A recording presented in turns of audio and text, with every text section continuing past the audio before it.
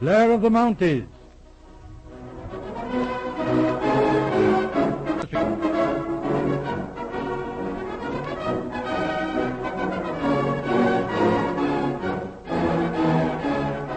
We present episode 29 in the dramatic series Blair of the Mounties. Following the tragic case of Virginia Stewart, in which Blair was instrumental in saving Clement Wilson, prominent London theatrical manager, from trial on a charge of murder, Blair's reputation increases rapidly. A year of hard work follows, the Wilson case. A year of prosperity which brings Blair into touch with investigation work in the higher circles of society. To aid him in his work, Blair has secured the services of his old friend, Miss Guest, formerly of the Secret Service. As our scene opens, we find the two discussing a startling new development. I simply cannot understand it. It does seem rather strange. It's more than strange that the Earl of Waverton should not only wish to consult you, but that he should choose to make an appointment to see you here at the office. Miss Guest, you know everybody, practically, in London society. What do you know about Lord Waverton? Well, he's Minister of the Air in the British Cabinet, formerly Chief Liberal Whip, served with distinction in the war and... Oh, yes, I know that part. I mean his private life. Oh, looking for family skeletons, eh? Possibly. There might be such a thing, of course. His wife was Peggy Delancey. She was married before. Ah, and her husband? I think he was killed in the war or disappeared or something. Delancey. I seem to remember the name somewhere. And Lady Waverton, formerly Mrs. Delancey, eh? An actress, you say? Chorus girl type? Good gracious, no. She's the modern type, well-bred, highly educated and all that. She was born in Dublin, very good family, but poor, of course. She's very beautiful. Sounds promising. Much difference in their age? Quite a bit. The Countess of Waverton is about 35, I imagine. Her husband must be close on 60. They have no children. Thanks, Miss Guest. That helps a lot. That must be his lordship now. Show him straight in. Yes, if you'll be so kind. This way, sir. The Earl of Waverton to see you, sir. Good morning, sir. Good morning. You take this chair? Thank you. You got the message from Colonel Seaton? Yes, my lord. What can I do for you? That's what I came to discuss with you. I understand, Blair, that you've had some experience in military intelligence work. During the war, yes, sir. Here in London and in France. Also considerable police experience. 24 years, Royal Northwest Mounted Police. Ah, yes. An enviable reputation. Useful combination. I need a man with just these qualifications. Seaton recommended you very highly. Very kind of him, I'm sure, sir. Tell me, Blair, could you devote practically all your time, say for a month or 6 weeks, to a special assignment? Is it private or official? A combination of both. You will have no official standing. The resources of my department will be at your disposal. And the nature of the task? That remains to be seen. But in a general way, you're aware, I am sure, that the competition between the great powers, especially in aircraft, is becoming very severe. Yes, I understand so, sir. Yes, in the case of England in particular, the details of our air defense plans are much sought after. And it is in this work you would like me to help? Frankly, I don't know. This may sound very mysterious. Perhaps I'd better tell you what's happened. Last night there was an attempted burglary at my home in Devonshire. In your absence? No, I was there. 2 men got into the house. They were after the safe in my study.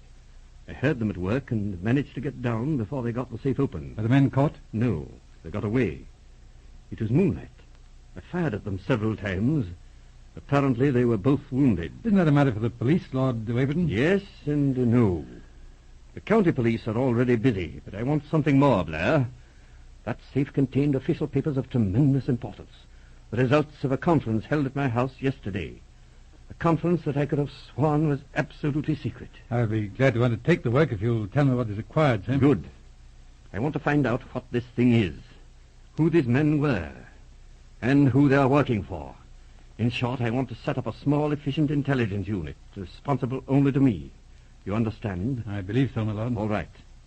Can you go down to Devonshire tonight? Yes, sir. Get what the county police have, which isn't very much. Then go ahead. Question anyone you like in my household, with one exception. And that exception? Lady Waverton.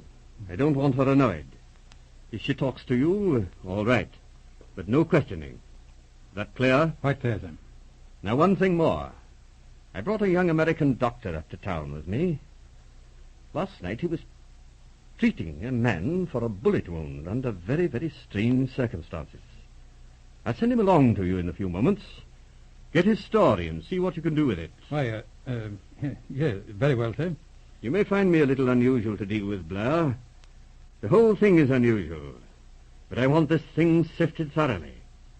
We'll have a talk to Dr. Craig Holland, and then get ready to go to the country.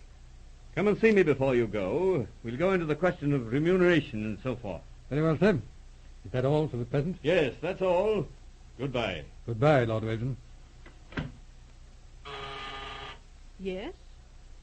Come in, Miss Guest.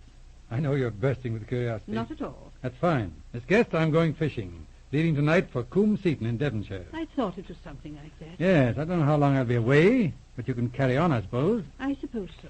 There's a man to see you, Dr. Craig Holland. Oh, yes, I want to talk to him. You come in, Dr. Holland? Thanks. You are Inspector Blair? Yes, sit down, Doctor. Lord Waverton says you have something to tell me. Really, it's so queer that I could almost believe it was a dream. Indeed. Are you visiting in England, Doctor? Not exactly. My home's in Boston, Massachusetts, but I have a cottage near Coombe Seaton where I'm spending the summer. I ride a good deal, and the neighborhood suits me. I see. How about this adventure of yours? Start at the beginning, and let's have all the details. All right. It was last night about 10 o'clock.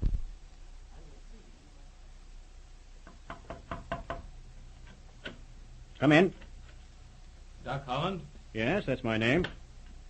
It's like this, Doc. We got a patient for you. He's hurt pretty bad and... A patient? But see here, I have no... No. Watch his feet. That's got him. Pull that gag tighter. All right. Out into the car.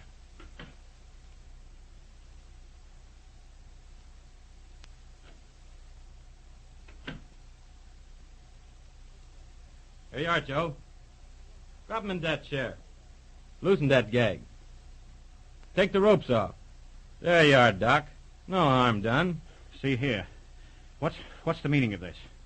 Now, take it easy, Doc. If you think you can get away with this, why, you're absolutely crazy. Say, listen. We got a patient for you. He's hurt bad. If you fix him up, we'll take you back and no harm done. But if you don't want to do it, say so. Now, how about it, Doc? Well, if you have a man in need of attention, I'll do what I can. Now you're talking, Doc. Right this way. But understand, the moment I get away, I'm going to report this to the police. Oh, yeah? Okay, Doc. Right this way. He's in here. Good evening, Doctor. Who are you? Let's not talk, Doctor. This man needs attention. I see. What's wrong? He has a bullet wound, left thigh. Mm-hmm. Just missed the artery. It's not serious, but the bullet's still in there. What have you done? I gave him a hypodermic, cleaned up the wound as well as I could, and put on a compress. But this is ridiculous. I haven't a thing to work with. If those idiots who brought me here had only given me time to get my instruments... No, that's all right. We have everything here. Anesthetic instruments, everything you want. Pretty well prepared, I must say. Very well. Get me that stethoscope. And get another pillow, please, will you? And some hot water, if you don't mind. And that, Inspector, is the whole story. Very queer business, Doctor. And you've no idea where this place was? Not the slightest. I was blindfolded, going and coming. It took about an hour both ways in the car. And they did a lot of turning. We went over one very rough road. But that might have been a blind. Yes, I see. How did Lord Waverton come to know of your experience? Through the county police. I reported to them, of course. Well, Doctor, I'm taking over this investigation. I leave for Coombe Seaton tonight. Lord Waverton is lending me his car. Like to go along? Thanks. I have to get back, and frankly, I'm interested in this case. Do you know if the police are doing anything? Oh, yes, Superintendent McLean is down at Coombe Seaton, but they're keeping this thing very quiet. No publicity by Lord Waverton's request. McLean's a good man. Yeah, you know him? Yes, met him years ago when he was a sergeant. All right, Doctor. Car leaves here at 5 o'clock. See you later, eh? Yes. Goodbye for the present. Goodbye.